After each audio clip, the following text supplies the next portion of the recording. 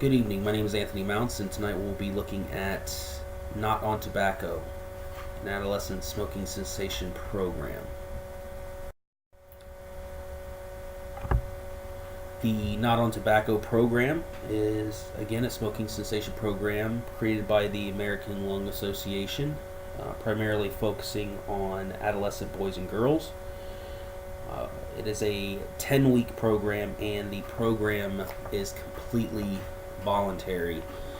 The program, as you can see, identifies on why participants began smoking, healthy alternatives to tobacco use, to include nicotine replacement therapies, and support systems that will help them along the way.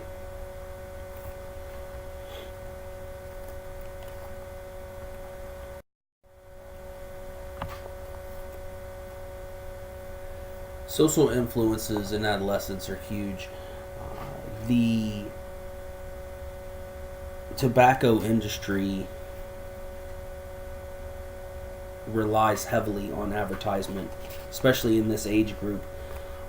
The tobacco industry must recruit at least 2 million new smokers each year to offset the smokers that quit or die. To put that in perspective, so they're going to go to do whatever is necessary to gain customers, lifelong customers. But other ways that the tobacco industry is going to gain lifelong customers, and indirectly, is through peer pressure, parental influences. What are the social norms at home? Do the parents smoke? What's their take on tobacco use? Education is also a heavy social influence, in that this is a school-based program. If these children are not attending school on a regular basis, or they drop out of school, they're not going to receive this cessation program, thus continuing to smoke with, I would dare to say, no real awareness to the negatives of smoking or any type of tobacco use.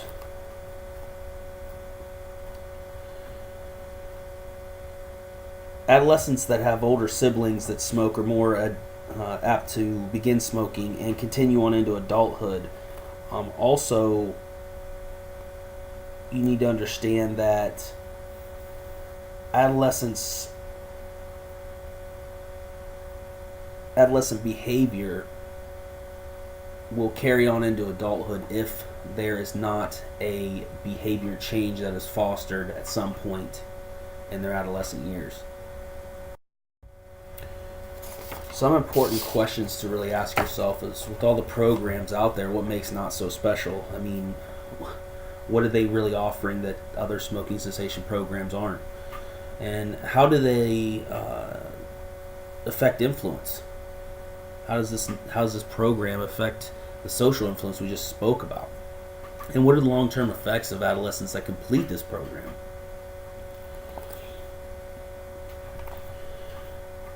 The studies have concluded that this program does work. In the following slides, we'll talk about it, and we'll also look at maybe some of the negatives of the program that may lead someone to form an opinion from a negative standpoint rather than a positive, and that's what this review is intended for. With every study, we look at the diversity, how many groups, ethnic groups, sex, male, female, age groups, things of that nature. Those are all things that are taken into consideration when they do studies. The NOT research clearly identifies the age groups, the different sexual orientations. For those of you who don't know what LBGTQ is, there's a couple. different titles: lesbian, bisexual, gay, transgender, queer, or lesbian, bisexual, gay, transgender, and questioning. For race, they included 9: white, Caucasian, Hispanic, Latino, African American or Black, Native American or Alaskan Native American, Asian, Pacific Islander, and then more than one race. Factors that were not noted were economic status. Being that poverty levels do play a role in smoking, the addition of this research may open up new populations for cessation efforts. I firmly believe that. As you look through some of the references and the studies that were conducted, you can kind of see where that would be beneficial.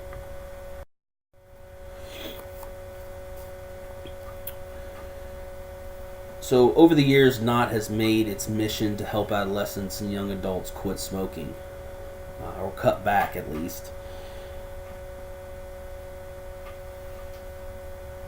As you can see, they say it's truly effective. How effective it is, that's up to the individual interpreting the research.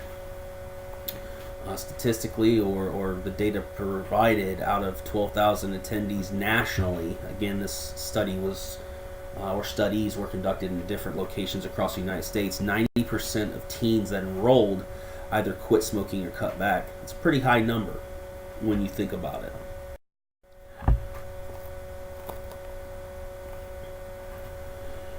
The ALA, or American Lung Association, was founded in 1904. The initial focus of the ALA was in understanding the treatments of tuberculosis. So as you can see, they've progressed and they're looking at different aspects of lung health. So the association is multifaceted, but it's pretty standard, ranging from a CEO down to generalized oversight of operations.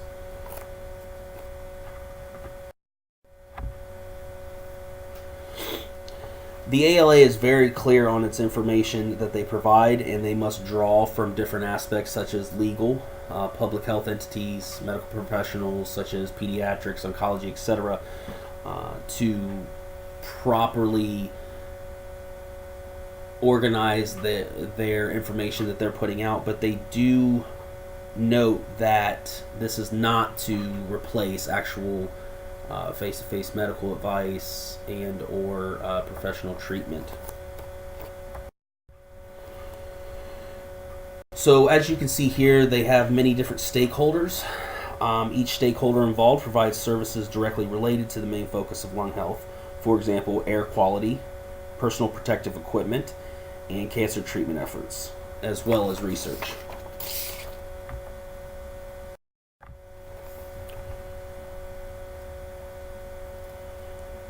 So as you can see here, the financial breakdown, right? We used fiscal year 2012, generated from the Better Business Bureau. There are many different entities that the American Lung Association draws funding from.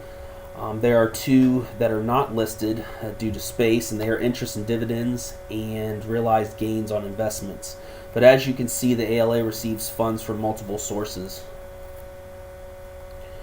14 sources of funding aided the ALA in providing services for this year in 2012. Overall, the ALA reported that programs brought in 92% of the revenue that helped fund the different ventures.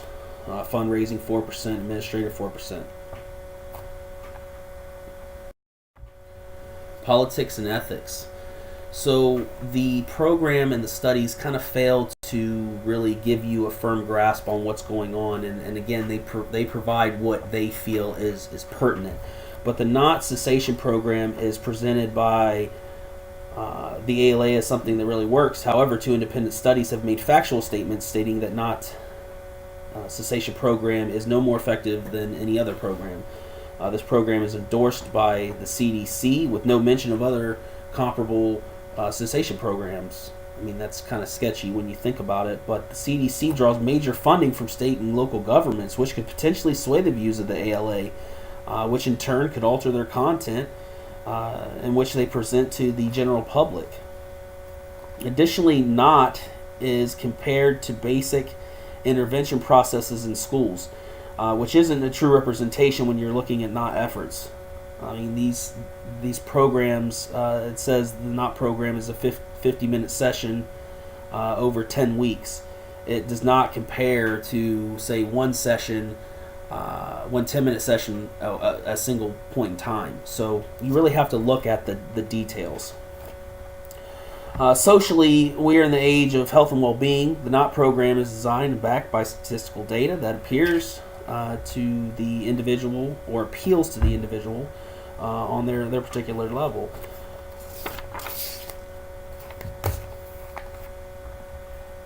The ALA has seen in the community the need for smoking cessation and answered the call through this program.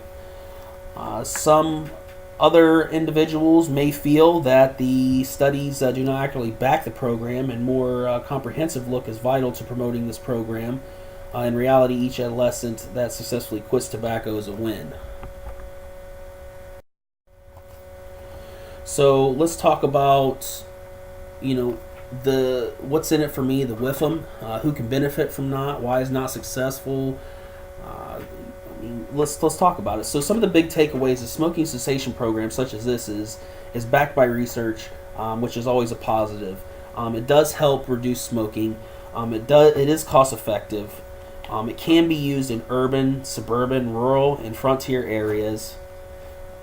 The success of NOT is primarily based on program materials recognized by administrators, school administrators, and teachers, and they help to facilitate that.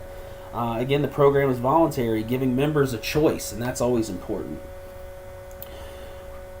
This program, however, is one of many that focuses on decreasing the tobacco use in adolescent communities. The downside to it is the widespread program.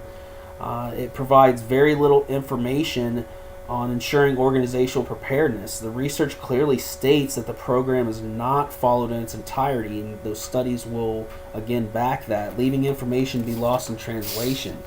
It is unclear how facilitators are selected and trained as well.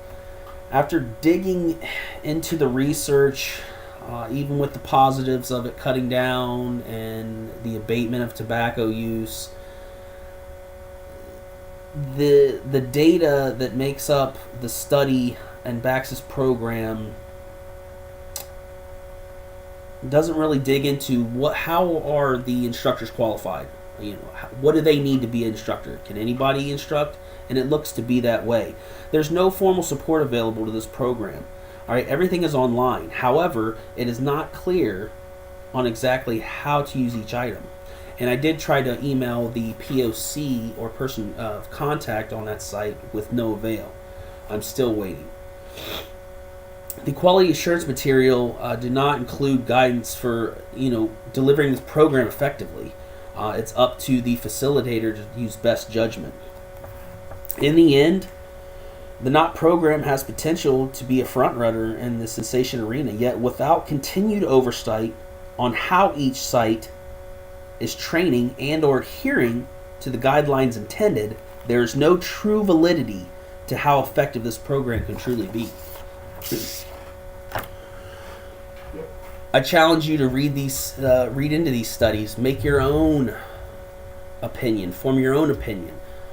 Again, every child that uses any cessation program such as this and quits smoking is a win. So whether the research is positive or negative, however it's interpreted, abatement of an adolescent when it comes to tobacco uses is a positive thing. And that's where we need to focus. And again, with further research, I think that NOT could be a front runner. So I ask you to, again, do your own reading. Make your own opinions. Thank you for taking the time to listen to me talk about this, and I hope you enjoyed it. Cheers.